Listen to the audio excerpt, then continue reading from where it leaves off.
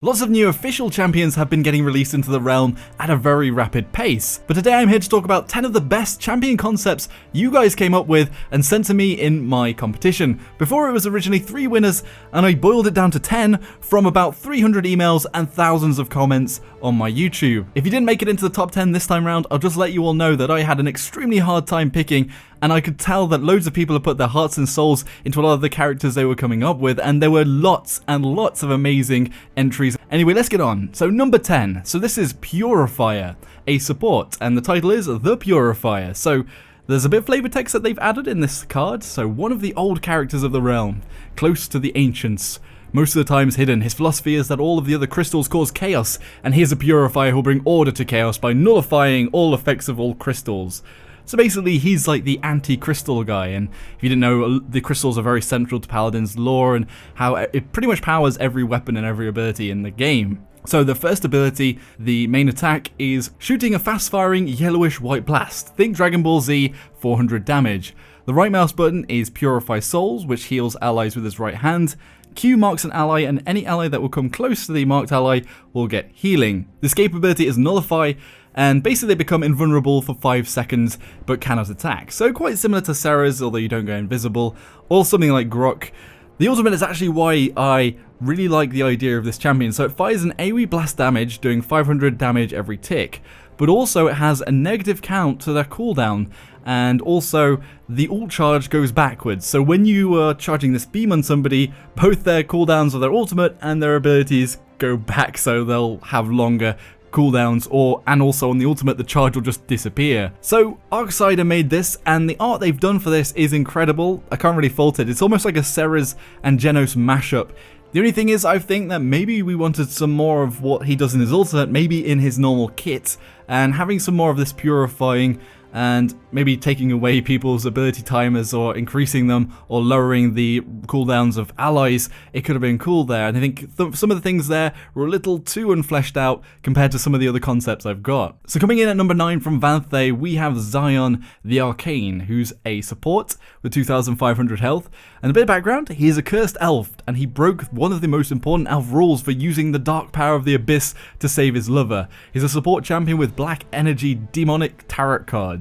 So I guess he's got maybe links to Ceres and maybe a Droxus and the elves in the realms of Sky, Torvald, and a few others. I thought this one was really interesting because there's a champion called Oru that just came out in Gigantic, another game, and some of the abilities here are quite similar, but this champion concept was made before that hero in Gigantic was announced, so just to lay it out there. But anyway, the first ability is the main attack, an energy card. So you throw 1 tarot card every second that deals 450 damage and has an ammo count of 6, which is fairly standard. And the right mouse button is the sun. You throw a sun tarot card to an ally and it heals them for 400 health every second for 8 seconds.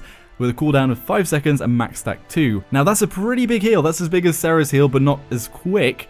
With 3,200 over the course. And if you get the second stack on, it's going to last for another 3 seconds on one person, and that's another 1,200 healing, so you can pretty much just completely heal up a frontliner. So it might be a little too powerful, especially if you're putting on 2 people, getting 2 lots of 3,200 health out. It might be a Genos situation where you're sort of putting a heal down and forgetting about it, but when you've got 2 of them up, it does outperform all the other single target healers out there. The Q is the Hangman, and basically you set up a trap on the ground and cripple and damage an enemy who goes through your set trap for 550 damage, and also reveals your victim for 3 seconds with a cooldown of 6 seconds. So they've also set a max stack of 2 here. I don't know whether that needs 2 stacks for this one round, but this one's interesting because it's quite similar to what Uru does. He puts down a line of cards and pushes back enemies as they come onto them and damages them slightly. It's a cool idea. Finally, F is Escape, the Wheel of Fortune. Throw a Wheel of Fortune card that teleports you to its location after a short duration. So it's got a cooldown of 8 seconds, basically it's just a nice teleport there. They've got a max charge of 3 here, so I don't know whether you can just teleport back to the same card, a bit like Ying's teleport to her illusions. I guess that could work out. Finally, the ultimate, the E, is the Fool. You throw the Fool card into the sky and it silences and disarms all enemies around you, and also heals ally for 80 health every second within 300 feet for 3 seconds. That's a nice concept, although being disarmed for 3 seconds is quite a big deal, but then again, I guess it is the ultimate. I like this champion because it's got a good mix of the supporting and being able to be quite active, and the attacks are generally very interesting. At number 7, coming from Dragnir Draconi, we have Jespar, and that's a flank with 2,000 health. And one of the reasons I picked this one up is it gets family points, as the concept art was courtesy of their daughters, which is nice. They're kind of like this stone warrior sort of type person. The idea is, so the left mouse button, the main attack, is Stone Chakram. Jesper creates and throws stone chakrams that can bounce off of the environment up to their max range in distance, which deal 500 damage on hit. This is an interesting property. We don't really have bouncing attacks currently in the game, and that could be rather fun to use. And especially the interesting thing they've said here is up to their max range, so there'd be sort of a travel drop off, so you couldn't just bounce it around forever, which I think is a good idea and why that's a bit more fleshed out and thought out. Next up, the right mouse button, the second attack is Gem Rip. Rips an embedded drain gem off from its target for 500 immediate damage and another 250 over 5 seconds. So this one's actually, I'll go to the queue. So drain gem. So you throw a gem which embeds onto the target if it hits somebody. And this one has a very interesting and unique property as well, in that enemies with the drain gem heal Jesper for 5% of all the damage they do, and it lasts for 10 seconds and has a 20-second cooldown. This one's really interesting because we haven't seen this property in the game. I've actually been playing a lot of Hearthstone, and there's quite a few cards where you can put it onto an enemy minion, and if they attack you, then they heal you or give you a draw card or something like that, which is a cool idea that you're giving a debuff that ultimately benefits you directly. But with the Drain Gem and his secondary attack, basically rip it out that Drain Gem which you've marked people with, which is a cool idea too. His escape is Burrow. Jesper dives into the ground and can move around in any direction the player chooses for up to 3 seconds. Upon timeout or pressing F again, he explodes from the ground, deals 750 damage to anyone directly above him with fall-off damage within the range, and has a 12-second cooldown. This one's also a cool concept. It's almost like being a mole, but it makes sense because they're a stone person going into the ground. He'll be basically swimming in the ground. I don't know whether you'll be able to see him as he's burrowing around. Maybe there'll just be like a animation of where he is going around the ground. That does sound very awesome. Finally, his ultimate is Chakram Storm. Jesper spins quickly in a swirling storm of stone chakrams and gems around him. He can still move, but at reduced speed. Players caught in the radius of the ultimate take damage over time and are slowed whilst they remain inside. Lasts for 5 seconds. So basically a really big beefed up version of Zin's Whirlwind. So that was Jesper. Up at number 6 is Sarah. The title is The Last Shaman, and the role is support. The lore is that she's the last shrine maiden and female shaman of the sacred shrine that can be found on the tallest mountain, and she uses her talismans that have been enchanted by the blessings of different gods and goddesses to protect the sacred shrine from anyone who tries to bring harm to it. And one note they made is that on the art, the gold pattern on the red clothes are crystals. They've also done some art of all of the talismans that you use, which are basically the abilities, and this is one of the reasons why I picked this one up, because it's got a very cool theme of having these talismans, and it is a bit similar to the other card champion, but the talismans have their own flavor too. So the main attack is Talismans of the God of Death. You throw an enchanted talisman that deals 400 damage to an enemy and has ammo of 5, so pretty basic. And the right mouse button, Talisman of the Goddess of Life, throws an enchanted talisman to an ally and heals both of you for 200 per second for 4 seconds. Cooldown of 5 seconds. So that's interesting, as it's sort of a self-sustain and also a heal. The Q button is Talismans of the God of War. You throw an enchanted talisman either to an ally or a foe. So if you hit an ally, you'll receive 20% damage reduction and 10% damage increase for 3 seconds. If it's a foe, the foe will receive 20% reduced healing for 1.5 seconds and stun it for 1 second. Both quite cool properties there. The stun is actually a big deal and would be one of the things that would probably make her viable if she was actually to be in the realm.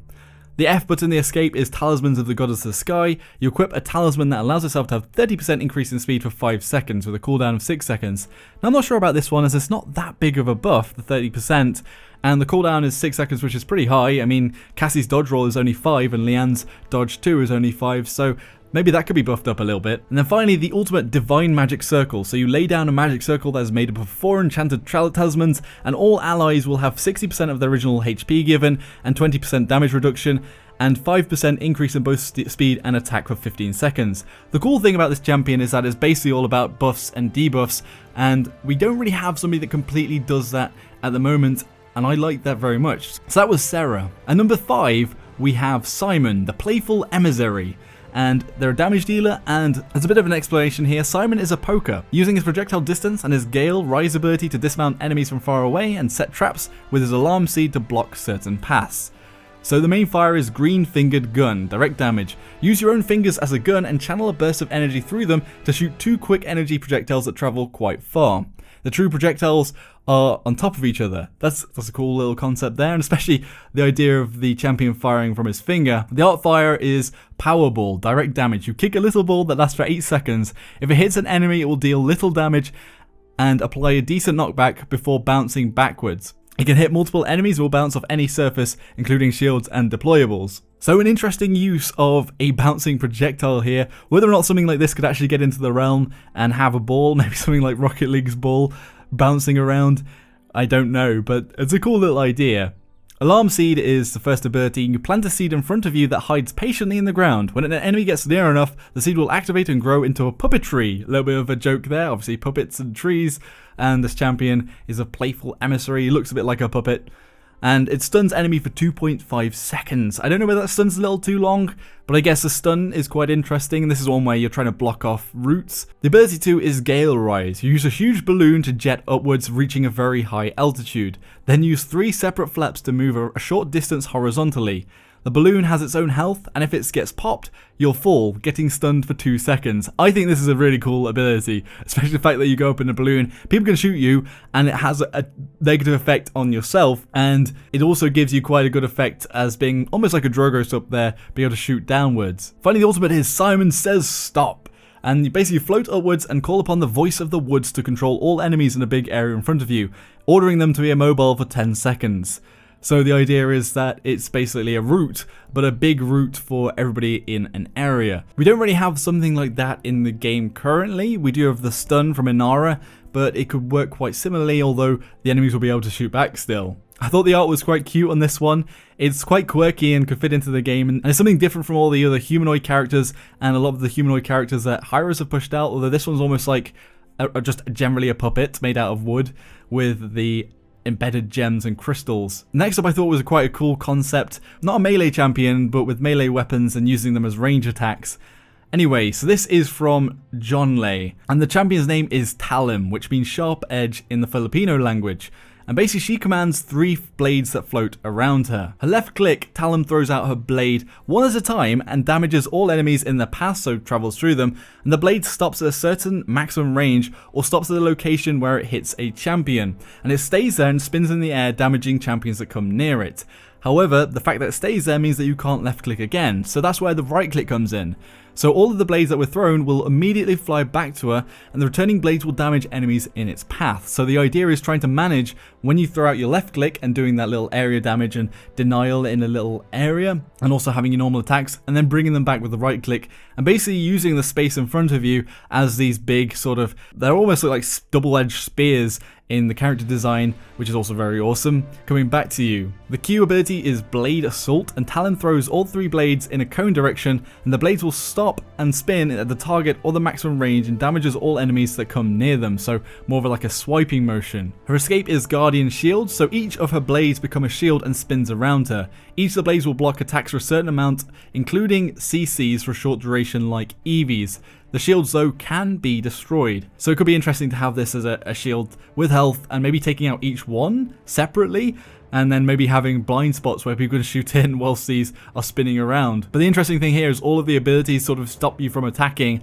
brings her back in line with the fact that she can do a lot of damage in front of her and in quite a large area. So her ultimate is called Reap Hazard, and the 3 blades combine into a huge and wide shuriken, which is pretty damn awesome. They've actually given a picture and it's basically like a big triangle thing. She throws it out and then all enemies that are traveling on the path of the attack gets damaged. After reaching the target distance, the shuriken will also spin for a short duration, and that time damaging all enemies in the area. So no specifics on damage, but I really like the idea of all these attacks, and another way of getting a champion that's kind of more leaning towards a sort of close up but a lot of area damage in the form of something that's almost a melee weapon. So yeah, looking at the concept as well, it looks almost like a more vixen purplish Ying type of concept, maybe even putting Ying and Sky together with the colorations, but I very much do like that concept. And number 4, and one of my favorites from Messiah, is the Peasant Warrior Marcus. Now there's got a bit of flaw here and it's quite funny. So not all heroes have fancy suits or cool backgrounds to come from. This one will show them all that you are what you work on to become. Basically having to go at all of the other champions that are more fancy pantsy and basically do look like a peasant with a pitchfork and a shotgun, like a peasant's hat, and some chilies around them, because that's pretty cool. The main attack, the left click, is one barrel shot, does 650 damage every 0.75 seconds, works a lot like Buck's shotgun, so quite high damage. The right click, the alternate fire, is a 2-barrel shot, 1400 damage, and it's got a cooldown of 1.5 seconds. It's very short range and has a very big fall off, and more than 7 feet it only deals only around 500 damage or lower, but applies a slow on the target. Whether or not this is too high damage, I'm not too sure. It might need to be tweaked a little bit. It might be too high, and obviously that slow as well is quite a big deal if you're not hitting somebody up close. The F, the escape ability, is pole vault. Bury your fork into the ground and vault a big distance with a 10-second cooldown. I think this is really cool. I could just imagine this, putting down your fork behind you, twanging it and shooting yourself into the air. I'm all over that. We've got to get this champion in. So the Q, Impale, is 300 damage, and basically it's got a 15-second cooldown. You charge forward with your fork, dealing damage and stunning an enemy for 1.5 seconds if they're close to a wall. So it works a lot like Charlin's Impaler arrow, but you're actually charging forwards with it and pushing people forwards and stunning them if you get them into a wall. They've also noted that it works great with your right click for maximum damage, so you stun, you get your right click off. It's almost like the Mokona hook, and when you have the bonus damage with your first shot to get some pretty high damage into somebody. And finally, the ultimate is Red Hot Pepper, explaining all the peppers that are on their person. So for the duration of 1 minute, you gain 4 charges for your Q that can be used every 1 second and grants 2 ammo every time. So basically it's just got the Impale and using it really quickly. But the interesting thing here is the ultimate's like not one big burst. You can use it over time and basically just keep stunning people and getting that 2-barrel shot off. Whether that's too good, I'm not too sure, but I very much like the concept of this champion, and the drawing was pretty cool too. So next up we have Ian Sumalo. So that champion is a frontliner called Venti, and the title is The Foul Wind. They've got a bit of explanation here. So stealth and tanks are 2 character roles that are polar opposites from one another. One remains unseen, skulking in the shadows, waiting for the time to strike. The other shouts of strength, fortitude and power, drawing fire and attention from his enemies. One avoids combat, the other relishes in it. Here I attempt to mix oil and water by conceptualizing a frontline character based on stealth. I present to you Venti. So the statistics: base health points of 4,500 and movement speed 370. So the HP isn't the highest, but the movement speed is pretty good. The abilities: the first one, the left mouse button, is Fetid Cloud. You belch out a gust of foul air to a target every second, dealing 250 damage and applying Plague, which lasts for 3 seconds. The Plague damages 125 per second. It's a medium speed projectile and has 8 rounds before reloading. It's a cool concept here that's got a poison. We don't have many of those apart from Drogo's legendary card and Sky's poison bolts. The alternate fire is invisible air. Venti unleashes a vortex that envelops a target, making an ally invisible, and gives them 30% damage reduction for 2 seconds, or damages an enemy by 400 and blinds them for 1 second. A cooldown of 8 seconds, fast projectile, medium range. So this one's cool as it's got 2 effects, basically on allies or enemies, and has almost the same effect on both, in that you blind an enemy, slightly damage them, or on an ally you slightly protect them and make them invisible. The blind's probably going to be more useful, but I guess it's probably going to be harder to hit, as allies won't be trying to dodge away from your shots. The escape is Sublimination. You dissipate into thin air, making Venti immobile, but invisible and untargetable for 3 seconds. Using this ability again while it's active would make him corporeal again and teleport out towards a direction. Cooldown 9 seconds, and 13 seconds if Venti chooses to teleport. So you've got some escape to get really far, or you can just have a sort of mini Ceres escape sort of thing. The first ability is Fog of War. Summons an opaque dome of smog at a targeted area that prevents enemies from looking into or out of it, and that lasts for 4 seconds, with a cooldown of 10 seconds, and he says about the size of Mokona's shield. So like the Sky Smoke Bomb, but in a larger area and spherical. That could work out quite well. Instead of having a shield getting rid of the visibility. The ultimate is Miasma, which Venti emanates an aura of night haze around him for 6 seconds, stealthing and increasing the movement speed of nearby allies by 30%. It's channeled and can't cast any other abilities whilst this is in effect, but can move around. Like Rock Salt basically, but instead of healing and doing damage, it makes allies around them invisible, so it's useful for sneaking your entire team into the enemy backlines and having a surprise attack. I'm not sure how well that'd actually work out in Paladins, especially as when you get close, you reveal, but it's quite interesting maybe at the start of a match using the ultimate and coming around and flanking completely and maybe stomping in a big area. The actual character concept is very cool. It's got the long beak nose plague mask, and there's generally this sort of smoky cloth-clad champion. They did also bring up some ideas for some legendary cards. They were thinking about maybe giving Q some restore health, or give them damage reduction whilst he's inside it, or maybe even give F some health regen when he's in it, like Billow or Ice Block, which could be in the legendary cards. So number 2, we have Hibiki Sakaki's concept. I picked this one out because they've gone to very long lengths to make the concept here. They've gone and made like the front of the glove, the weapon they use. They've gone into the concepts of the bullets and how the animation is going to work with the reload. It's very awesome. Like, there's a whole hand concept art. Then there's also little animations and work done for each of the abilities are for this champion. So Nexus is a champion that combines magic and strength, and some of his abilities are based in magic. So the first attack, they've actually done 2 concepts for his first attack. So they've got the magic orbs or the plasma shots. Looks rather cool. They do light damage to enemies. His secondary fire is Grim Strike. After you charge, you release and launch forwards and knock back an enemy doing a bit of damage, which is a bit like the Ash Shoulder Bash, but at a shorter range, and if you look at the animation, it's just right in front of you. So I'd guess that maybe the charge would be a bit shorter. The escape is Soul Eater, and it allows you to pass through your enemies whilst dealing damage if you pass through them.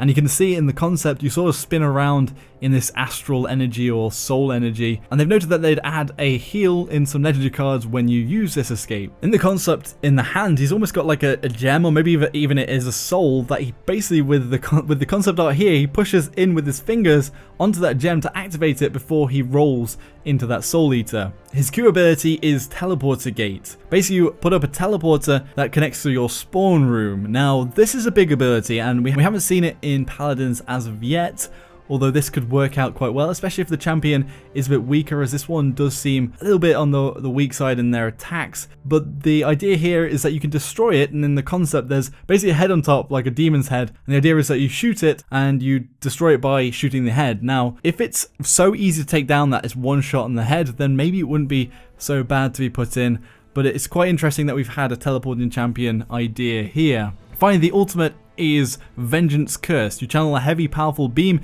that impacts on the area around you and deals a big damage on the location. So a bit like Genos Ultimate, and could work out that way too. He's talked about the impact on the ground, so maybe being like an explosion, doing area damage rather than the Genos one, which you have to be literally in the center of to get hit by. They've also done a cool concept for the animation as you're using the spiral of all the dots and things that come out from the whatever gem it is in his gauntlet to fire out from. The character concept too looks awesome. It's almost Androxus-like. There's a cursed arm on one side, and the other side has like a power gauntlet. There's a bit of lore saying that he was completely human at one point, Nexus was, and he became half human after seeking to have a power which he found in the god's hand, which is what he's holding. The surprise was that half his body became cursed. According to what the legend says, power will not be given to bloody hands. And as Nexus was an assassin in the past, he was cursed. But when I heard about the god hand, I was just thinking about Berserk and god hand,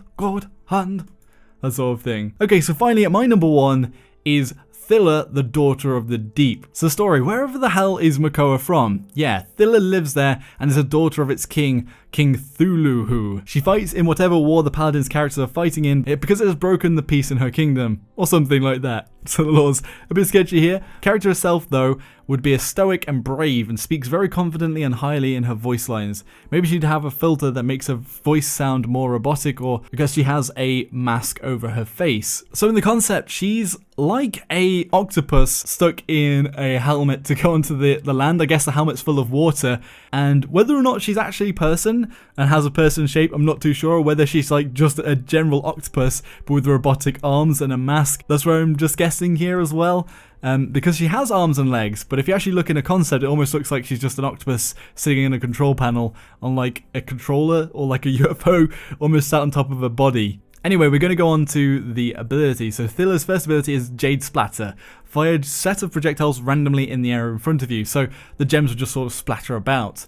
She's not really all about attacking, and she's a support champion that has a lot of mines and other effects and traps and things, which makes her quite interesting and not something we've seen yet. So the first ability is Sand Trap. So you throw 2 traps that root an enemy that steps on it. The projectiles enter stealth for 15 seconds once they land. So if you haven't heard of Techies in Dota 2, he goes around the map and puts down loads of mines that are invisible, and people can walk over them and die. So Here, I think the idea is to put those mines around the map, make certain areas less accessible, and also make people very careful of where they move. In Dota 2, actually, when you get close to the mine, they start moving towards you, so if you're careful enough and you haven't gone really quickly over it, you can usually escape from it, so there might be some sort of ability to do that here. But the next ability is Kindle Star. You just deploy a C star that increases damage and movement speed of allies within its range for 20% for 4 seconds. So just a nice little buff there for her, and part of the reason why she's a support. The next ability is Shell Mine. Lay up to 3 mines that detonate and deal 500 damage when any enemy is near,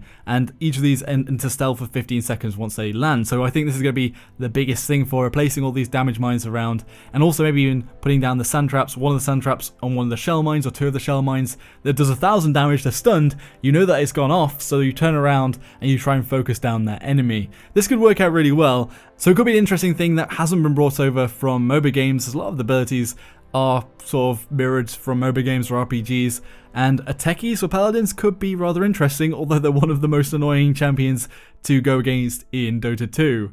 Finally, the ultimate is Tangled Web. You fire nets of 50 health tentacles around you for 7 seconds that slow and cripple any enemy touching them, and it roots yourself in place for the entire duration. I think this one's a really cool idea as well, that you're just sort of stuck there and all of your tentacles come out of your body. Maybe your arms retract back into your sort of like the bit at the top, and all your tentacles just flop around, start grabbing people, slowing them down, and doing little bits of damage, and slow and crippling everybody and allowing your allies to take them out. Maybe the tentacles should do some damage as well, although it says it roots you in place for the duration, so maybe you can still put down mines and fire your jade splatter whilst you're doing it. It'd be quite cool as if you were sort of spinning around as your tentacles were flapping about too, and you could just basically fire down onto the people that are sloped below you. It worked really well on a point and would deny people trying to come in and stop you if they wanted to get up close. Anyway, those were all of the fan champions I picked out. And for the winners, 1st, 2nd and 3rd, I've gone and emailed them 800 crystal codes. 4th and 5th, I've given Feudal Strife collection codes. The 6th got a Hemlock Willow code. 7th got the Clockwork chest. 8th got the Necromancer chest. And 9th and 10th, I sent over the Atomic Kinessa skin. On the actual video I asked for champions, I'd put it down to 3 people were going to win, but I just couldn't get 3 people down and I just felt too bad. But there were lots and lots more good entries here that I didn't talk about today, and if you did make an entry, be sure to put it onto social media, be sure to share it on Reddit and forums, and to upload your images to DeviantArt or wherever, because lots of the concepts I got sent were amazing, and you guys are all awesome, and I'm so sorry that I couldn't feature all of them. Anyway, what does everybody else think about all of these concepts? Were there any that you particularly want to see, or is there something that you would like to see in the game that hasn't been mentioned? Be sure to let me know in the comments section below. And would you like to see more of these videos, but would you like to see some more fan concepts? Anyway, if you enjoyed the video, hit the like button, subscribe for more of my content, and I'll see you all next time. Thanks for watching, everybody. Joshino.